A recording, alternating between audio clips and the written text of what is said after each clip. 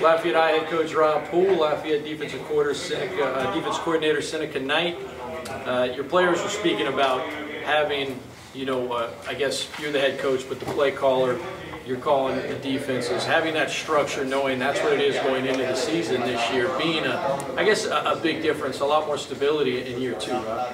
Well, I think that's one of the main things is when you take over a new program, it's getting everybody on the same page, and on the coaching staff too. And Coach Knight's been had my back from day one with some of the stuff we were trying to change last year, and helping coach the coaches, because he's been at other places that's won, and that's one of the things. Both of us have been places that's won, so we tried to bring that winning mentality to Lafayette High, because they've struggled, in recent years. So he's as valuable as anybody to our program. Coach Knight, I guess, I spoke to Coach Poole earlier this summer about kind of the little details. What's something small that maybe a fan on game day wouldn't notice that goes into building a winning culture?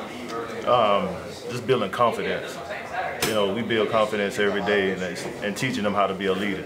We have a saying that we always talk about, see it through. It's a poem that we make sure that we understand, so everybody on that defense has to know that poem. So as we learning that poem, we learning it together, and it making us become a family, making us gel together, making us understand what's really going on. So through the midst of everything, our biggest thing is we're going to see it through to the end. What's the defensive alignment going to be this year? Well, I have a returning starter, James Walker, coming back. And I also have Darren Taylor, who's 6'3", about 370.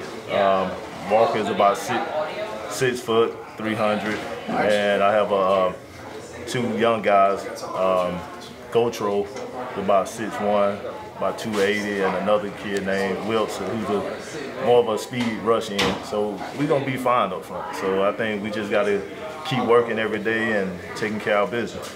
Don't put them all in the elevator at the same time. No, plus me, so that's not going to work either. So, but at the same time, it's just taking one day at a time, 1 minute at a time, 1 hour at a time. We just work, and knowing that, just forgetting about what happened last year, forgetting about what happened a few minutes ago, and just come out there and set all your feelings aside and come on the football field, and let's take care of business. Coach Poole, you're starting center. Discussing now, a couple of years ago it was running the veer, and they as he said, kind of the offense was dumbed down, and you really tried to reverse that, a more intricate offense. How have your players taken to it? How have they handled, I guess, a much heavier workload on the mental side of the game? Well, I think watching the PJ Fleck thing the other night, I think one thing he said is true, is we're teachers, and just because I teach football doesn't change the fact that I'm teaching, and they have to learn. So it's what they can handle, And at the end of the day, if they can, the more they can do in terms of the scheme, it lets us have the pen last.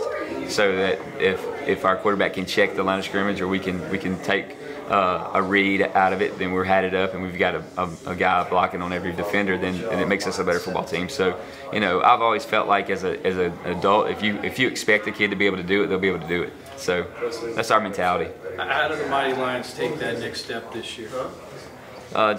Just not taking. It's got to be a big deal. I think that's one thing. If you can accept losing, you're not going to ever win. And so we've got to make winning a big deal, and not winning on Friday night, because everybody wants to do that, but winning every minute of the day. In the classroom, in your personal life, winning at practice. If we do that, then the wins and losses take care of themselves at the end of the day.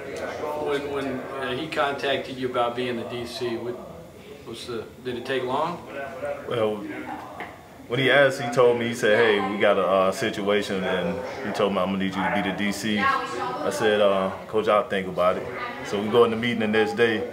So he introducing all the coaches, and he said, yeah, this is our defensive coordinator, Seneca Knight. So it was more like,